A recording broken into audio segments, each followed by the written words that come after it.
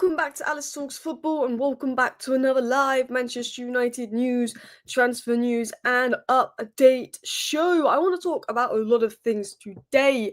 I want to talk about Daniel Levy, him exiting Tottenham Hotspur and, could we see a Glazer exit soon? And we'll talk about that and sort of why I think that needs to happen because, look, I don't think the Man United owners could hide from the truth forever. I want to talk about a few other interesting stories going about. Maguire to Saudi, Casemiro to Saudi, Roger Fernandez, one of our targets, is joined Al Ittihad, but apparently we're looking at him. Apparently we tried for Morton Hjulmand in the summer, but one story has come out, and this story has come out from what I call a good and reliable source in Duncan Castles about a player that Manchester United agreed terms with, had a secret meal with Ruben Amorim in London, was set to join, did not join this summer, but could he be coming next summer?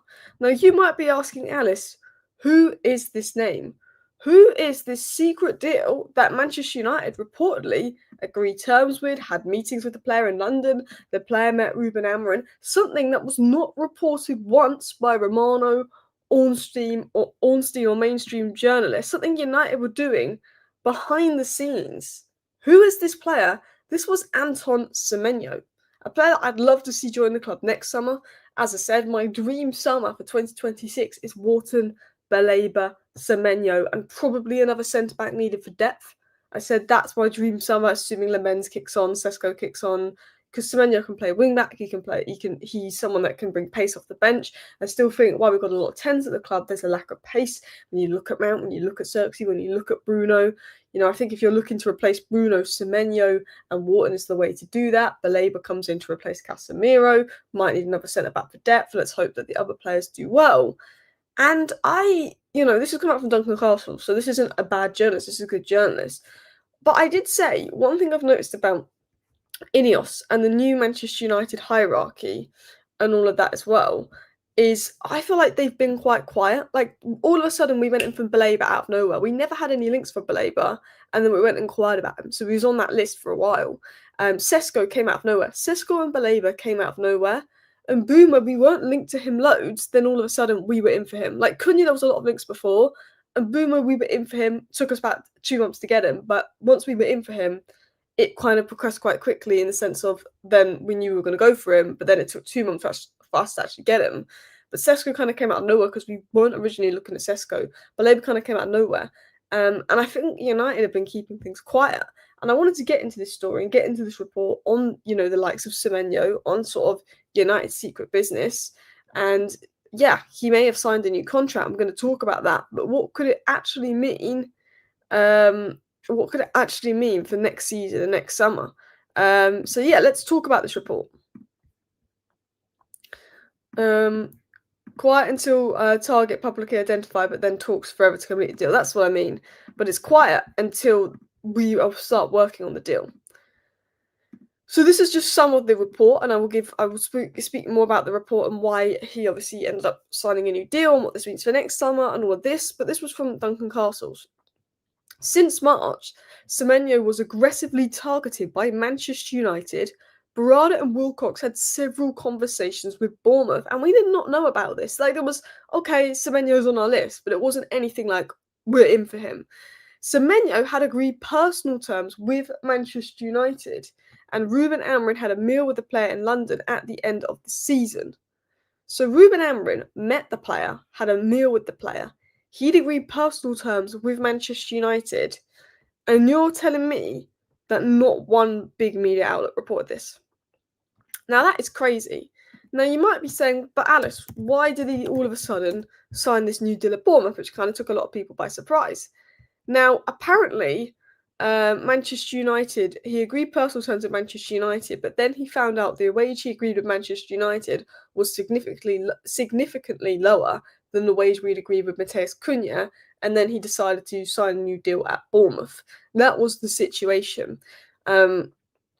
He felt that maybe we were taking the mick, but we had a meal with Semenyo, we agreed terms with him, but then he obviously saw what we did with Cunha and Mbeumo and how they were going to earn more, and then he was like, I'm going to sign this new contract. Now, that says to me, our plan was to get Cunha and Mbeumo and Semenyo. because Semenyo is someone that's going to bring pace and can play as a 10, but can play in the wing back role. And that says to me, he signed a new deal, he's going to be expensive, but I think we could go for Semenyo next year because we have all these 10s, but there's a lack of pace. There's a lack of somebody that is absolutely rapid, and we need that. He can also play wing back, he can play 10 and wing back on either side. I think if Bruno does go at the end of the season, Wharton and Semenyo is the best way to get around that. Baleba is the Casemiro replacement. And the fact that we were so aggressive about Semenyo and we wanted him so much says a lot, you know. Semenyo, apparently, there's rumours that United put in a 55 million transfer fee for Semenyo, but Bournemouth wanted a little bit more. But apparently, we're willing to pay 55 million for Semenyo, but Bournemouth wanted more. And there is suggestions, and I don't know how true this is, but there is suggestions coming out that Semenyo has a 60 million pound release clause, and he signed a new contract to give him a 60 million release clause next summer. Now, again, I don't know how true this is. But Arsenal sources confirmed that they had contact with Bournemouth, and the club learned of a 60 million release clause was something that was reported. This is expected to be Semenyo's final season at the club, and when he signed the new deal, there was a 60 million release clause in there. So there's reports that Semenyo has a 60 million release clause and potentially could come to Manchester United this summer. Semenyo discovered the salary he agreed at Manchester United was a lot less than they were prepared to pay Cunha and Mbeumo, so therefore signed a new deal with Bournemouth, but with a release clause is what is being reported in regards to Semenyo. So I think already this is a big one to watch ahead of next summer. Now, of course, the transfer window is just closed. It feels a bit weird talking about next summer and all of that, and I 100% am with you. But I think, you know, this could be an idea of maybe the plan. As Duncan Castle said, Man United have had contact with Bournemouth. Ruben Amorim had dinner with Semenyo. Personal terms were agreed, and we didn't even know about that. We put a 55 million transfer fee on the table, and then he signed a new deal. I mean, look, it could be rubbish. There was a part of me that's like, surely, like, this isn't rubbish, but I think Duncan Castles, for me, is a good source. I think Duncan Castles is a good source of information, and I think this is an interesting story, and I'm like, really? We did all this and it went under the radar, really? It surprised me. So yeah, I want to talk about the ownership, I want to talk about many things, but I just saw this story and I thought, wow, that's particularly interesting. And look, we lack pace up front with Rashford and Garnacho gone. I do think Semenyo, and I know it's a long way away, and look, the season could go really well in this area and really bad in this area, and ultimately, we won't fully know what we need going into next season until March. We know that we'll need a midfielder going into next season. We won't fully know if it's a centre-back, or it's another striker, or it's a goalkeeper, or, you know, but I think Semenyo and the lack of pace, particularly someone that can come off the bench and just really drive at defenders, because I feel like Mount is a good player, but Mount off the bench isn't someone that can change a game. Like, if you look at our best front three, Cunha, Sesko, and Mbeumo, yeah? Ahmad's already at wing back. Joshua Zirkzee and Mount, a decent option to come off the bench, but they don't change a game. Like, they don't change a game, whereas Semenyo could change a game off the bench, and I think that's something we're going to lack.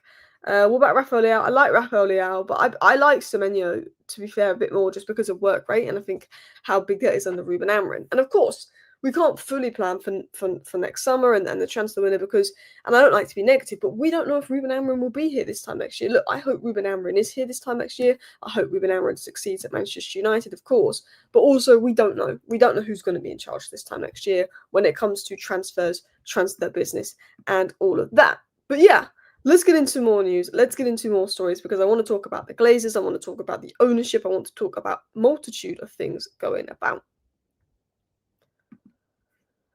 So, I'm sure you saw this breaking news story yesterday, and your first thought is, how does this relate to Manchester United? We will discuss. But breaking, Tottenham announced the departure of chairman Daniel Levy. Now, a lot of people will see this, think, but this doesn't, relate to Manchester United. La, la, la, la, la. I think it, for me, does a little bit. Because now it's got a lot of people talking about the Glazers. It's got a lot of people talking about the ownership at Manchester United, which is in need of a change. Now, we can say technically there has been a minor change with Ineos coming in and taking part ownership, yes. But the Glazers are still at the club. The Glazers are still at Manchester United. Until the Glazers are gone for good, we will have issues as a club. So let's talk about this. The Glazers, for me, are the block that is holding United back. I feel like we've been stuck in this limbo, and it is because of the Glazers. And you can say, oh, you blame the Glazers for everything. United fans blame the Glazers for everything. When you're a club as big as we are, who's made as much money as we are, who's made financial decisions worse than we have, as bad as we have, sorry, it comes down to the ownership, the financial decisions, the mess, the toxicity. When there's a money the size, then there's a club the size of Manchester United with the money Manchester United have, to be where we are, to have the last few years that we have had, it goes down all the way to the top. And that is on the Glazers. They had no footballing vision. Everything was driven by profit. And because of that, they had to get Ineos in, because otherwise they would have had to sold the club. They would have had to sold the club completely if Ineos didn't come in, because they'd run the club so badly that it was no longer sustainable for them to milk the club because of the financial issues they've now caused the club, because they ran the biggest club and the richest club so badly.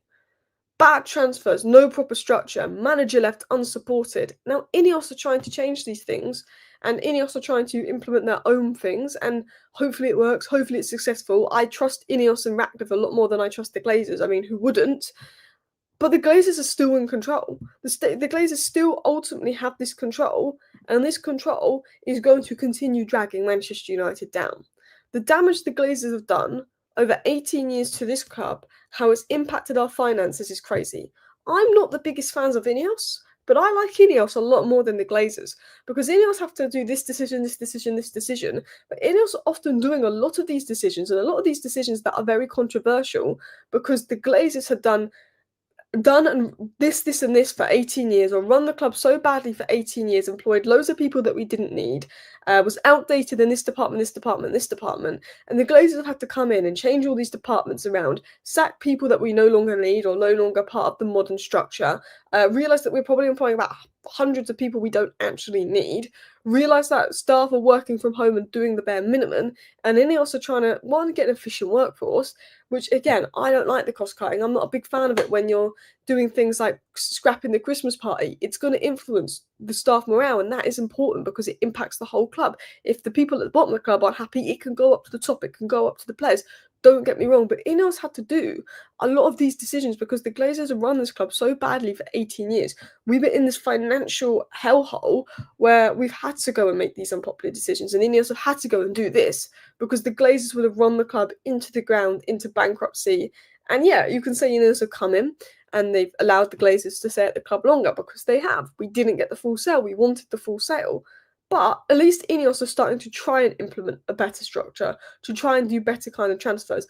Cunha and Bumo, very good kind of transfers. Baleba, we're actually looking at the right kind of player.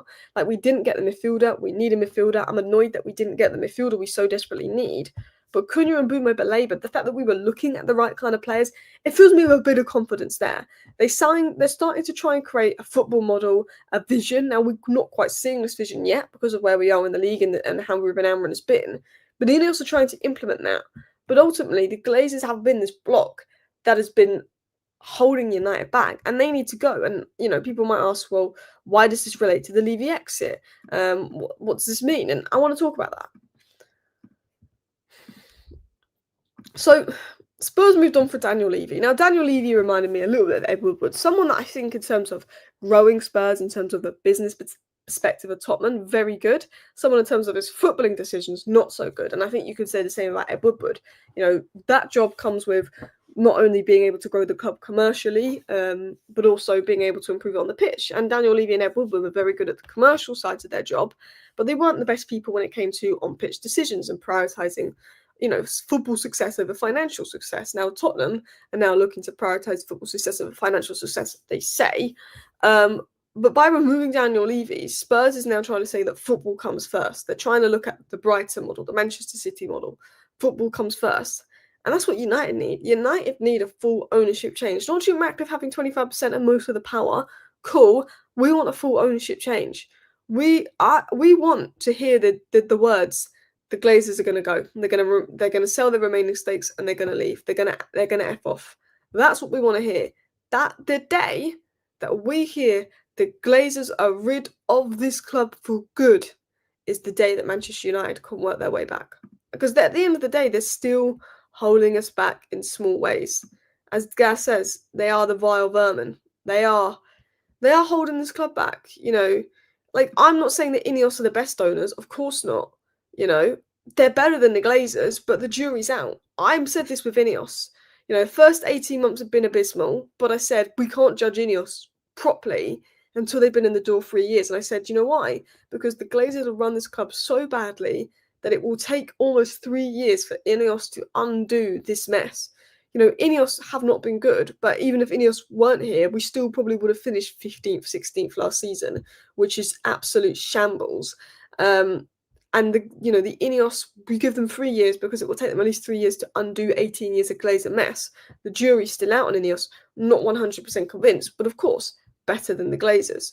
I think one thing with Ineos, and I think Alex mentions this, is do they understand the cultures and the values? Some of their internal decisions, I think, have been classless. I get why certain decisions had to be made, and I think having Ineos in is something the Glazers like, because Ineos can sort of take the blame for when things are going wrong, when ultimately a lot of it comes down to the Glazers. But there's questions over their decisions and if it was the right decisions and all of that as well. But we're in a position where we need those Glazers to go, and we need total freedom from the Glazers.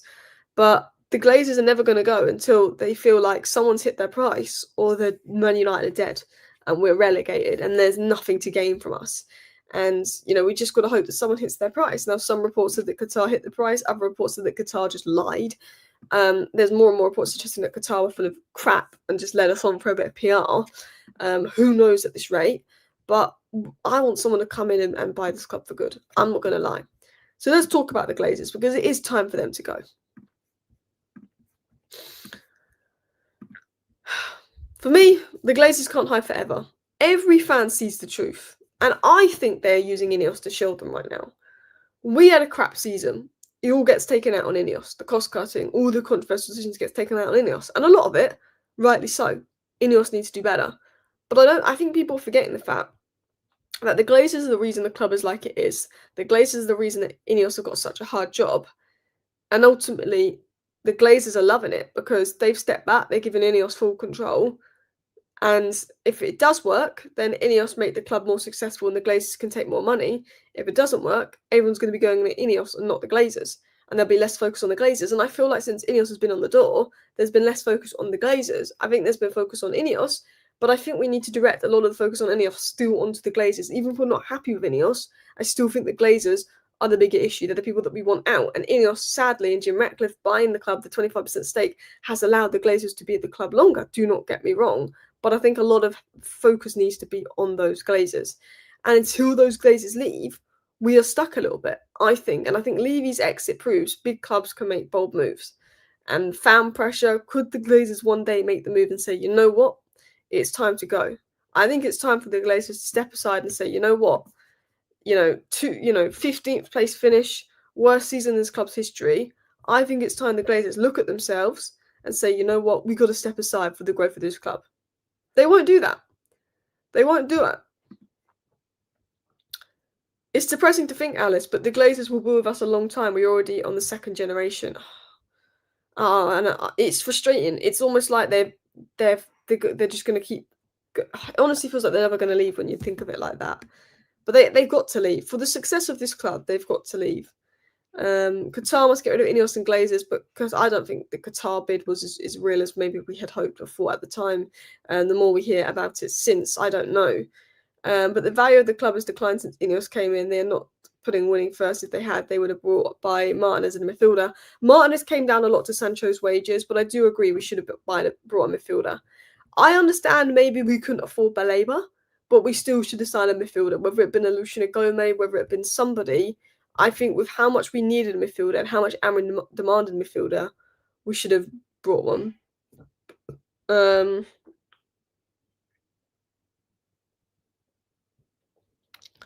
Do you have confidence in Ineos?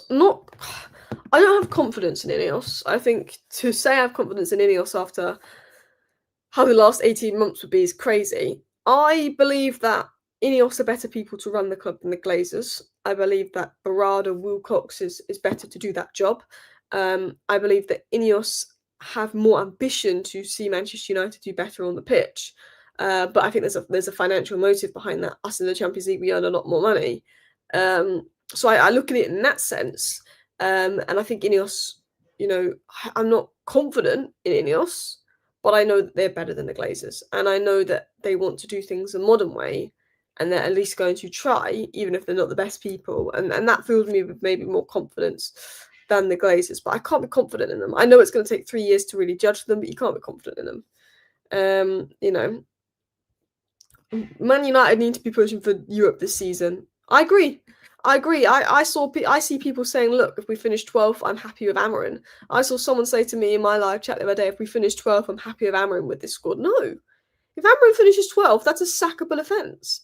I'm sorry. I know that this squad isn't the best. I know that we finished 15th last season, but we spent 200 million on forwards. We brought a goalkeeper in. Yes, we haven't got the manager and midfielder, and yes, I will have leniency with the manager because he's not been brought a midfielder. But I think Manchester United must be pushing for top 8. We've got one game a week. We're already out the Carabao Cup.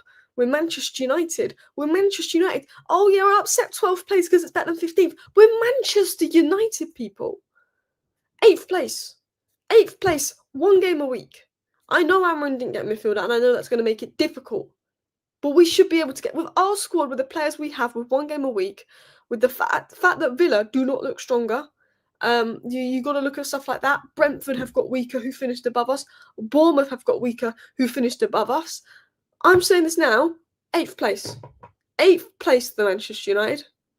And people may disagree. I think we should be aiming for 8th. I think we should be aiming to get back in Europe. I think if you're saying you'd allow Ruben Amorim to get 12th, and look, he didn't get the midfielder, I'm aware of that, I think you're lowering your standards. We need to be back in Europe. Even if it's the crappy Conference League, we need to be back in Europe next year. Even if it's the crappy Conference League, because that's progress. If we can get back in the top 8 next year, and the following year push the top 5, and then the following year push above the top 5, that's what we want to see. 2026, top 8. 2027, top 5, Champions League. 2028, push.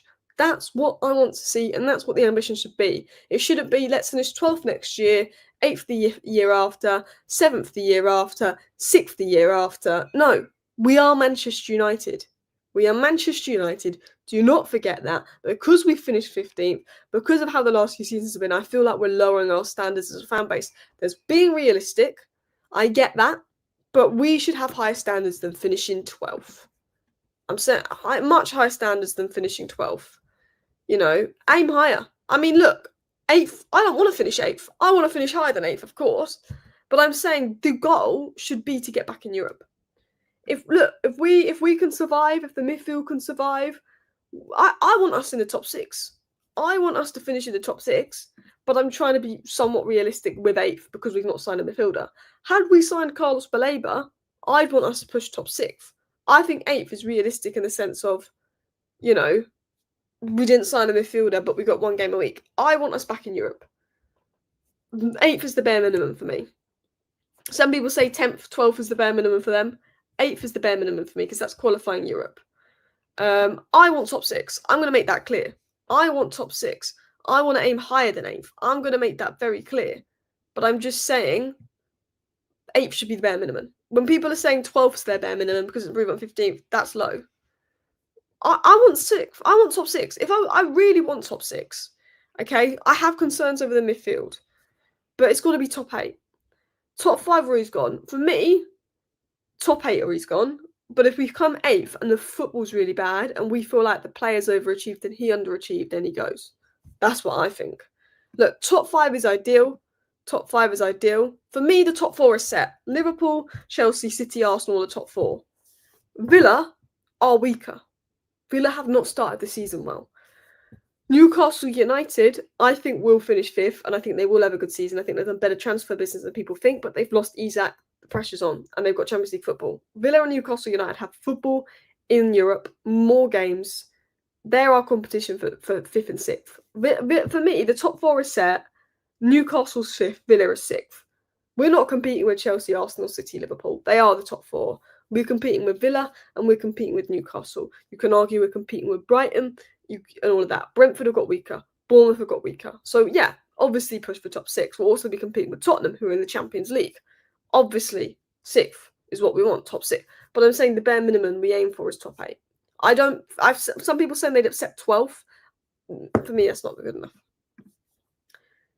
It's irritating that people think we are Man United. They are privileged and should be top or near. Many clubs were top and went through a bad patch. I agree, but our bad patch has lasted a long time.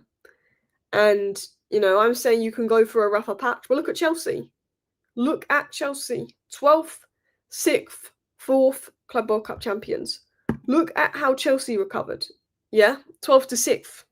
We should be aiming 12th to 6th, 15th to 8th at least. Because 8th is a bad finish. When Ten Hag finished 8th 2 years ago, that was a disgrace.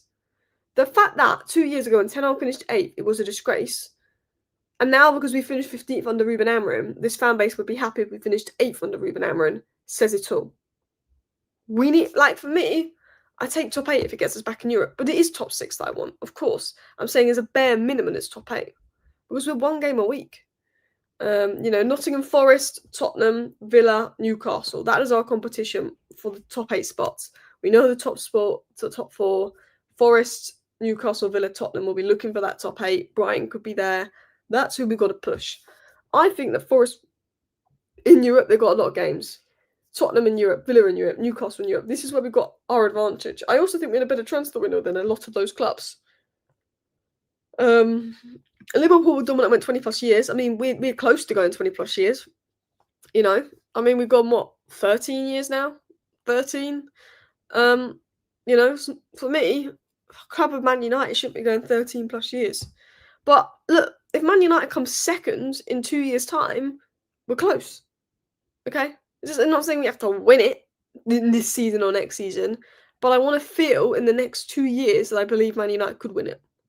And I don't believe right now that we could win it or we're near winning it. I want to believe that we could win it or we'll be near winning it. You know what I mean? Leeds went down with better players. Fulham also no mugs. We did finish second a few years ago. We finished second under Ollie, then we came 8th, and then we finished, or not 8th, I think we came 6th with Ragnick. I mean, 6th, we want 6th now. That was when we came 6th under Ragnick, or 7th, was it 6th or 7th under Ragnick? It was a disgrace. We now love that finish now. So then we came 3rd under Ten Hag. The last good season we had, we came 3rd under Ten Hag. We won the Carabao Cup, and then Sandro Martinez and Varane got injured in that game versus Seville, and we've not been the same since. We've not been good since the game against Seville when Leitcher and Varane got injured. That was the last time Man United were good for me. And I want to see us being good again. I want to see us being enjoyable to watch. I want to see us be in Europe next year. Ideally not the conference, and us being good to watch. There is reports coming out that the Saudi Pro League clubs are interested in Harry Maguire and his contract could run out. There's reports that Roger Fernandes, who was once linked to Manchester United, has joined Al Ittihad, but United may continue to keep an eye on the player. I'm not sure we will now. And apparently, according to Fabrizio Romano, Manchester United did hold several meetings with Morten Hjulmand to understand the situation of Hjulmand as well. We did hold several meetings with the player. We do have interest in the player, but the reason we did not go for the player is because Sporting told us he's not for sale because they sold Gyökeres and they would not sell anyone else. But yeah, that has been said as well. So Hjulmand could be one to watch next summer or even in January, depending on what happens with Baleba, because United clearly liked Hjulmand and had some interest in going for Hjulmand, and that had been reported by Fabrizio Romano. And it's interesting that we've got a lot of reports coming out on sort of the summer and things that we were looking to do this summer.